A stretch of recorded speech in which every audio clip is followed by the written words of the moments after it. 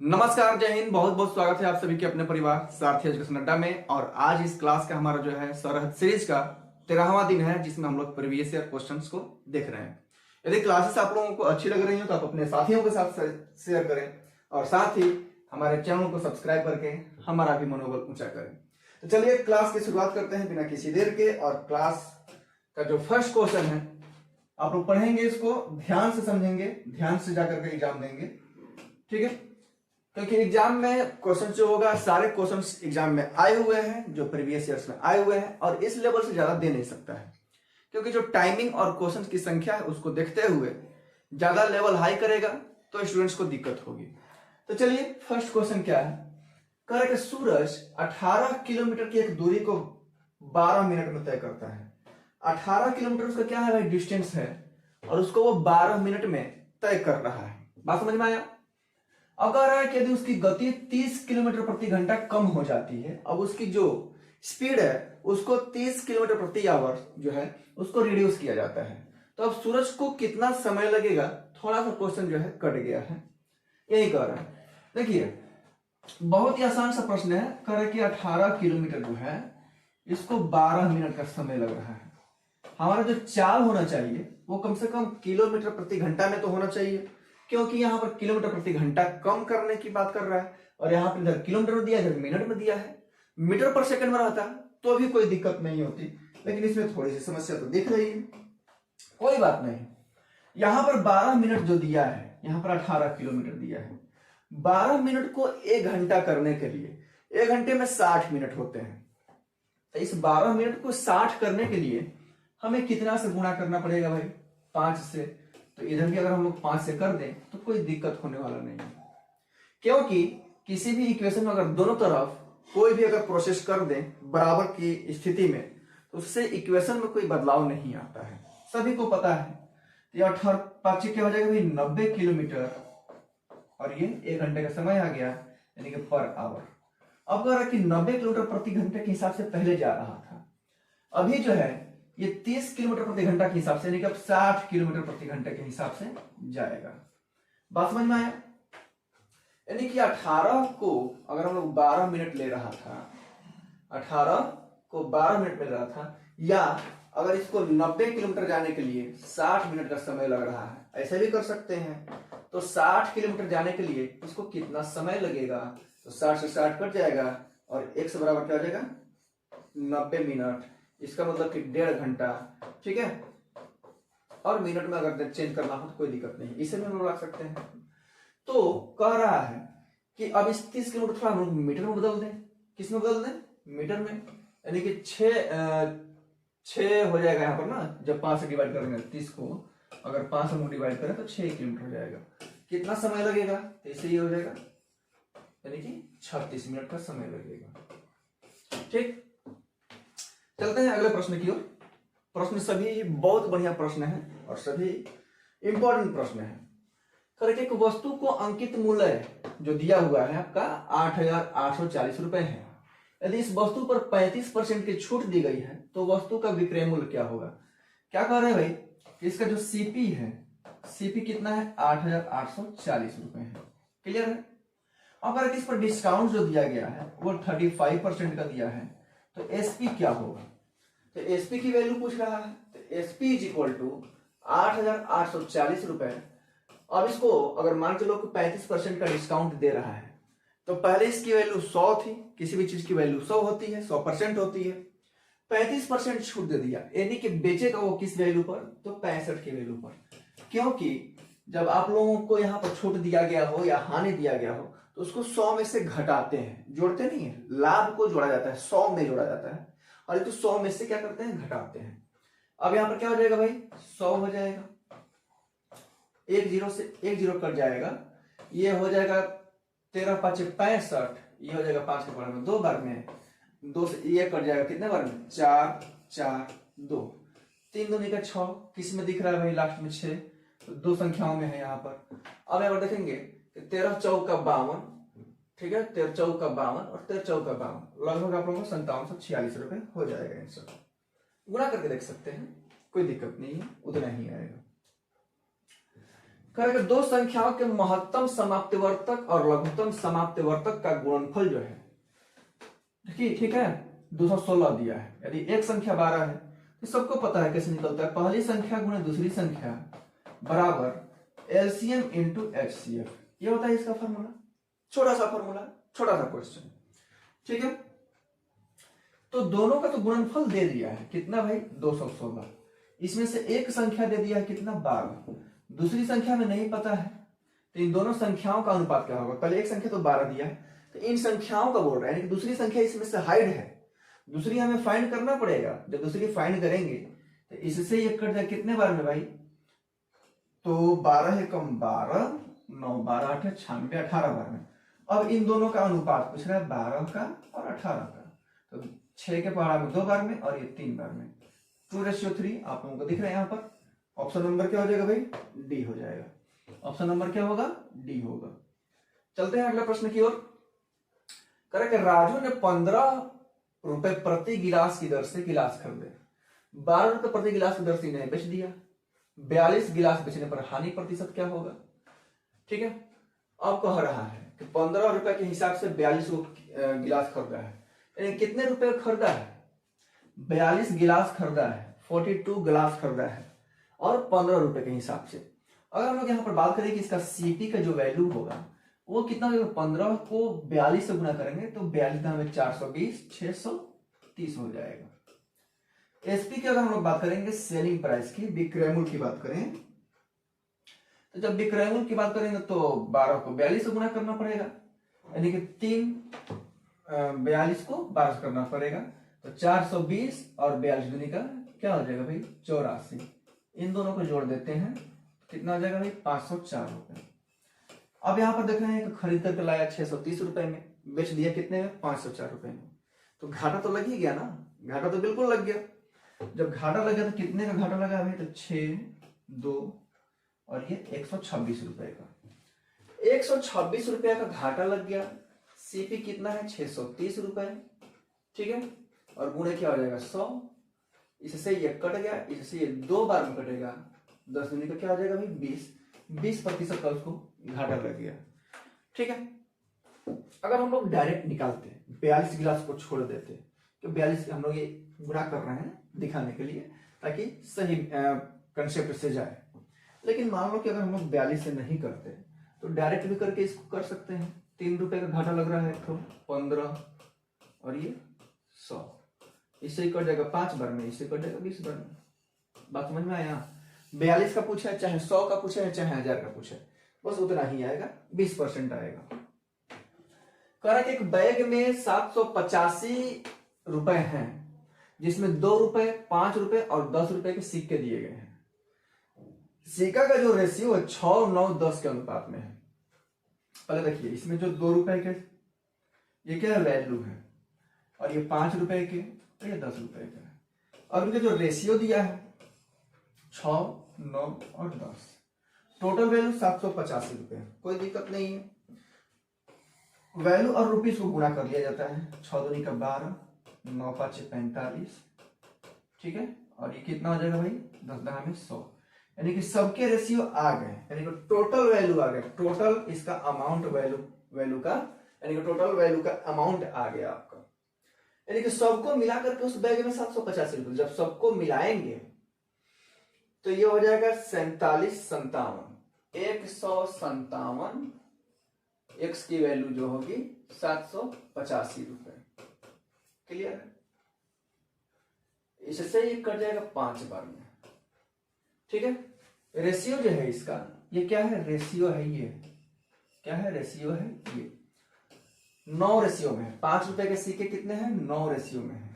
जब एक रेशियो का वैल्यू 5 आया है, 1 रुपए में कोई चीजें 5 ठो मिल रही हैं, तो यहां पर क्या हो जाएगा भाई 9 रुपए में कितने मिलेंगे, 9 5 45, यानी कि उस बैग में 45 जो सिक्के हैं वो 5 रुपए के हैं। कभी भी ये बहुत ही इंपॉर्टेंट प्रश्न है और बहुत सारे हमारे साथी, हमारे दोस्त जो है कंफ्यूज हो जाते हैं। ऐसे में कंफ्यूज नहीं होते हैं, पैसे वाले में कंफ्यूज होते हैं। तो पैसे वाला अगर प्रश्न आता है तो उसको एक तरीके से मैं आप लोगों को बता दूंगा, कभी नहीं फंसने वाला है। चलिए अगले प्रश्न को देखेंगे।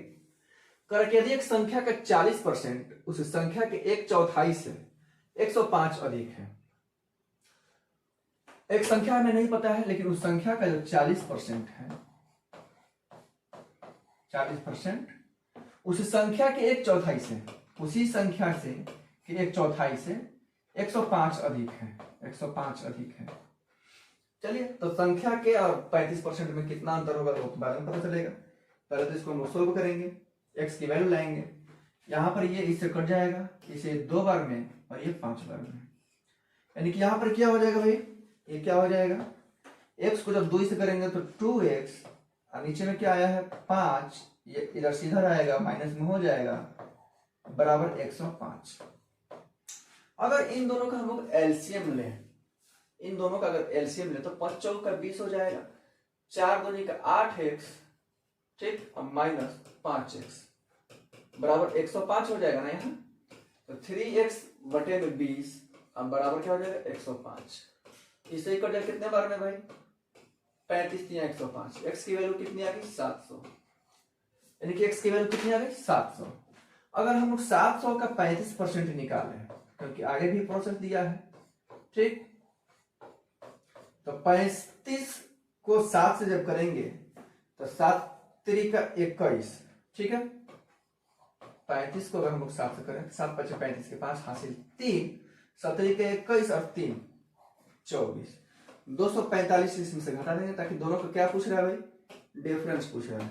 क्या पूछ रहा है, डिफरेंस पूछ रहा है, और ये हो जाएगा कितना 455, यानी कि इन दोनों का जो डिफरेंस होगा वो कितना होगा 455। क्लियर है। चलते हैं अगले प्रश्न की ओर। करके एक दुकानदार 2 वस्तुएं बेचता है, जिस पर एक को 10% लाभ पर 1100 में बेचता है और दूसरी को 10% हानि पर 900 में बेच देता है। हानि या लाभ प्रतिशत, ऐसे प्रश्न में जो होता है, अगर वस्तु को बेचता है इतना लाभ इतना हानि पर, बराबर वस्तु को, एक ही वस्तु को, तो उसमें हमेशा हानि आता है, वो दूसरे प्रकार का प्रश्न होता है। लेकिन इसमें क्या कर रहा है कि 1100 बेच दिया 10% के लाभ पर, इसका मतलब कि वो वस्तु को 1000 रुपये में खरीद के लाया था। ये हानि पर बेचा है, इसका मतलब कि ये भी 1000 में खरीद के लाया था। 2000 रुपये दोनों वस्तु का क्या हो गया, सीपी हो गया। जब बेचा है तो इसको 1100 में बेच दिया और इसको 900 में बेच दिया, तो 11 9 क्या हो जाएगा 2000, यानी कि इसका एसपी भी कितना आ गया भाई 2000 आ गया। जब 2000 आ गया, जब 2000 में खरीदा था और 2000 में बेच भी दिया, तो इसमें न तो लाभ होगा और न ही हानि होगा। इसमें कुछ नहीं करना है, बस दोनों का सीपी फाइंड कर लेना है। यहाँ से जैसे मान लो कि 1100 दिया है, तो 10% के लाभ पर बेचना था 100 रुपए में, बेच दिया 110 रुपए में, ठीक है। 110 रुपए में 1 जीरो से 1 जीरो इससे कट जाएगा कितने बार में, बस हो जाएगा 100 बार में, तो ये हो जाएगा 1000। और उसी प्रकार से इसका भी निकाल सकते हैं, नीचे वाले का भी। तो सीपी निकालना कोई बड़ी बात नहीं है। कह रहा है कि पी अकेला एक कार्य को 16 दिन में पूरा कर सकता है। बहुत ही इंपॉर्टेंट प्रश्न है, ध्यान रखिएगा, बहुत इंपॉर्टेंट है। कह रहा है कि पी अकेला एक कार्य को 16 दिन में पूरा कर सकता है। बिल्कुल सही है। क्यू तथा जो है वो उस काम को 20 दिन में पूरा कर सकता है। पी क्यू दोनों ने काम स्टार्ट किया, परंतु क्यू कार्य समाप्त होने से पहले 7 दिन पहले। अब इसमें 2 प्रकार का प्रश्न आता है आपके मन में। एक होता है कि 7 दिन काम किया फिर छोड़ दिया, लेकिन काम समाप्त होने से 7 दिन पहले छोड़ दिया है, इसका मतलब क्या है। तो जब काम समाप्त होने से 7 दिन पहले, तो मुझे तो पता ही नहीं चला कि काम कितने दिन में समाप्त होगा। बात समझ में आ रहा है ना। चलिए, तो इस प्रकार का प्रश्न को मान लीजिए कि काम जो है हमें नहीं पता है कितने दिन में समाप्त होगा, हमने मान लिया कि x दिन में समाप्त होगा।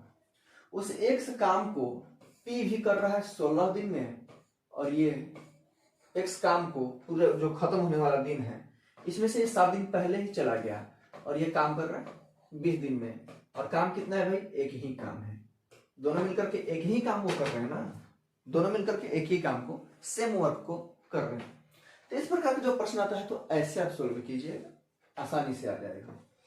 अगर इन दोनों के हम लोग एलसीएम की बात करें, कितना आ जाएगा भाई 80, 16 5 80 हो जाएगा, प्लस यहाँ पर 4 से जब गुना करेंगे तो 4x और माइनस 7 चौक 28 बराबर क्या हो जाएगा 1। क्लियर है। 9x बराबर 80 और ये माइनस में उधर जाएगा तो प्लस में 28, ठीक है। यानी कि 9x की वैल्यू क्या आ जाएगी 108, 9 एकम 9, 9 एकम 9, 12 9 8 होल से x की वैल्यू कितनी आ गई 12 दिन। तो कह रहा है कि ये जब 7 दिन पहले चला गया तो कुल कार्य कितने दिन में पूरा हो जाएगा, तो 12 दिन में हो जाएगा। कितने दिन में हो जाएगा भाई 12 दिन में आराम से उस काम को कर सकते हैं। तो ध्यान रखिएगा ये क्वेश्चन बहुत ही इंपॉर्टेंट है, और ऐसा प्रश्न जब आ जाता है तो थोड़ा सा कंफ्यूजन होता है कि आदमी पढ़ाता है कि ये तो काम स्टार्ट कर दिया फिर चला गया, ये तो पहले दे रहा है। कह रहे कि यदि x का 30% और y के 40% समान है, x का 30%, y का 40%, ठीक है। अब यहां पर क्या करेंगे कि परसेंट से परसेंट को दोनों तरफ कटा दीजिए, एक जीरो से जीरो, 3x बराबर 3y। अगर x बटे में 3x प्लस 4y, अगर x बटे में y करें तो 4 बटे में 3 हो जाएगा, यानी 4 से 3 हो जाएगा। और आप लोगों का ऑप्शन कौन सा होगा बी, क्योंकि 4 3 भी दिया है और 3 4 भी दिया है। तो अभी y x का पूछा है तो y पहले आएगा और x बाद में आएगा, ये हो जाएगा 3 और 4। ध्यान रखना है क्या पूछ रहा है, इस पर भी ध्यान रखना है। क्वेश्चन को सही तरीके से पढ़ना है, ठीक है। सही तरीके से पढ़ेंगे तो ही क्वेश्चन में आंसर रहेगा। बहुत छोटे छोटे प्रश्न रहेंगे, इससे ज्यादा प्रश्न नहीं रहेंगे। सबसे ज्यादा ध्यान देने वाली बात है वो परसेंटेज पर दीजिएगा, साथ ही टाइम एंड वर्क पर दीजिएगा। ज्यादा ध्यान देने वाली अगर बातें हैं, ऐसे तो सब में से एक क्वेश्चन आता है, 2 क्वेश्चन आता है, लेकिन परसेंटेज, टाइम एंड वर्क और रेशियो, इसमें से 3 में से ज्यादा क्वेश्चन पूछे हैं। इस बात का ध्यान रखना है, ठीक है ना, और चुकना नहीं है। चलिए कह रहा है 14 निरीक्षण, 14 ऑब्जर्वेशन किए गए हैं, 10 11 11 12 ऐसे करके। तो दिए गए निरीक्षण का माध्यिका क्या है, माध्यिका मतलब मीडियम, माध्यिका मतलब क्या मीडियम, क्या है भाई मीडियम। चलिए ध्यान दीजिए मीडियन कैसे निकालते हैं। मीडियन निकालने के लिए सबसे पहले जो संख्या दिया रहता है उसको हम लोग असेंडिंग ऑर्डर में क्या करते हैं भाई सजाते हैं। असेंडिंग मतलब बढ़ते हुए क्रम में, क्या हुआ बढ़ते हुए क्रम में। तो बढ़ते हुए क्रम में सबसे पहले छोटी संख्या आई, सबसे छोटी कितनी है 10, और 10 कितने बार है भाई तो 2 बार हो गया। उसके बाद 11, 11 कितने बार है 2 बार, ठीक। 10 और ये 10, 11 11 कट गया, 12 12 12 12 एंड 12, ठीक है। यानी कि ये भी 4 बार हो गया, 1 2 3 4। उसके बाद में क्या है 13 और 13 2 बार है, काटते जा रहे हैं नहीं तो फिर कंफ्यूज हो जाएंगे ना। 14 14 14 एंड 15। अब इतना करने के बाद क्या करना है कि सबको काउंट करना है, 1 2 3 4 5 6 7 8 9 10 11 12 13 14 है। 14 मतलब कि n का संख्या जो आ गया आपका 7 आ गया। 14 है ना, तो फॉर्मूला क्या होता है, फॉर्मूला क्या होता है n प्लस 1। देखिए 14 आ रहा है तो n/2 और n/2 प्लस 1 और इन दोनों का पार्ट 2, ये होता है फॉर्मूला इसका। तो n/2 मतलब ये हो जाएगा 7 और ये हो जाएगा 8, 8 7 15 बटे में 2 मतलब 7.5, यानी 7वें नंबर पर 1 2 3 4 5 6 7 12 आएगा आप लोगों का, ठीक है 12 आएगा। 1 2 3 4 5 6 7 8 9 10 11 12 13 14, ठीक है 12 आएगा। अगला प्रश्न की ओर चलते हैं। करके यदि विजय 17.5 मीटर पर सेकंड की गति से यात्रा कर रहा है तो 26 घंटे में विजय कितनी दूरी तय करेगा। 17.5 तो मीटर पर सेकंड दिया है, इसको इतना लिख सकते हैं। मीटर पर सेकंड को किलोमीटर पर आवर में चेंज करने के लिए 18 बटे में क्या हो जाएगा भाई 5, और कितना घंटा का हो रहा है 26 घंटा में। चलिए इसको अगर हम लोग सोल्व कर लेते हैं तो आसानी से ये हो जाएगा। 5 से जब कटाएंगे, इसको जब हम लोग 5 से कटाएंगे तो 5 3 आई 15 50 25, फिर ये 7 बार में, ये हो जाएगा 2 बार में। 5 के पहाड़ा से ये हो जाएगा कितने बार में भाई? 9 बार में। 9 7 63, 36 18, लास्ट में 8 किसका आ रहा है भाई? ऐसे भी पकड़ सकते हैं, सबको गुणा करना बिल्कुल जरूरी नहीं है। अगर सभी के लास्ट में 8 दिया होता, सबके ऑप्शन के लास्ट में अगर 8 दिया होता तो कंफ्यूजन उत्पन्न होता। तो पहले फटाक से यूनिट डिजिट से पकड़ना सीखिए, काम आसान हो जाएगा। ठीक है। करें एक राशि पर 25% का वार्षिक दर से साधारण ब्याज तथा चक्रवृद्धि ब्याज का संयोजन अर्धवार्षिक किया गया है, का अंतर जो है 4375 रुपया है। तो मूलधन क्या है? 2 वर्ष के लिए फॉर्मूला आप लोगों को मैंने बताया था, ठीक, कि अगर अर्धवार्षिक संयोजन कर रहा है यानी कि 2 साल आएगा उसमें, तो डी बराबर पी आर स्क्वायर अपर में 100 का स्क्वायर, यही ना फॉर्मूला बताया था मैंने। तो देखो डी अंतर कितना दिया है? 4375। पी का वैल्यू नहीं पता है, आर का मतलब रेट और 25 दिया है तो 25 का 625 हो जाएगा ना, अब बटे में 100 गुणे 100। यहां पर जो है हम लोग 625 न रख करके क्या रखते हैं भाई? 25 गुणे 25, ताकि काम हमारा आसान हो जाए। चलिए, अब तो सबके लास्ट में 0 है तो यहाँ पर कंफ्यूजन होना स्वाभाविक है। इससे ही कट जाएगा 4 बार में, इससे ही कट जाएगा 4 बार में, 4 4 क्या हो जाएगा? 16। तो 4375 को जब हम लोग 16 से करेंगे तो 6 5 30, हासिल 3 बचा, 6 6 42 3 45, हासिल 4 बचा, 6 3 18 4 22, हासिल 2 बचा, 6 4 24 2 26। तो गुणा कर लेते हैं, 5 7 3 और 4, 10 10 10 और ये 4 2 6 1 7, यानी कि 1 8। कहीं गड़बड़ हुआ होगा, लगभग 80,000 आपका आएगा इसका। चलिए अगले प्रश्न चलते हैं। एक 4,000 रुपए की राशि को 10% की वार्षिक से साधारण ब्याज पर उधार दिया जाता है। 5 वर्ष का साधारण ब्याज 3 वर्ष का साधारण ब्याज से कितना अधिक है? 5 वर्ष का साधारण ब्याज 3 वर्ष का साधारण ब्याज से, बस इन दोनों का डिफरेंस रख देना है, ठीक है ना। 4,000 का 10% से 2 साल का रख दीजिए, आ जाएगा 1 0 से 1 0, 1 0 से 1 0, 4 दूनी का 800। अलग अलग निकाल कर घटाने नहीं जाएंगे, ऐसा नहीं कि एक बार 5 साल का निकालेंगे फिर एक बार 3 साल का निकालेंगे फिर दोनों का डिफरेंस, नहीं। यहां पर समय का बस डिफरेंस वहां पर जो है क्वेश्चन के फॉर्मूले में रख देना है। कह रहा है कि अनिल दिनेश तथा दीपक मिलकर एक कार्य को 40 दिन में पूरा कर लेते हैं। अनिल प्लस दिनेश प्लस दीपक, ठीक है, डी लिख रहे हैं, मिलकर के काम को 40 दिन में पूरा कर सकते हैं। अनिल तथा दिनेश मिल करके एक सामान्य कार्य को 50 दिन में पूरा कर लेते हैं। तो दीपक अकेला कितने दिन में पूरा कर लेगा, ये पूछ रहा है। इन दोनों का कितना हो जाएगा भाई? 200, ये हो जाएगा 5, ये हो जाएगा 4, एक का पूछ रहा है यानी कि 200 दिन आएगा। ऑप्शन नंबर क्या हो जाएगा भाई? ए हो जाएगा। चलिए नेक्स्ट प्रश्न करें कि यदि एक 32 वर्ष के पुरुष को एक नए पुरुष से बदलते हैं, 32 वर्ष का पुरुष जो है उसको एक नया पुरुष से बदलता है, तो 42 पुरुषों की औसत आयु 1 वर्ष बढ़ जाती है। यानी कि पहले से 42 पुरुष ही थे, बात समझ में आ रहा है ना?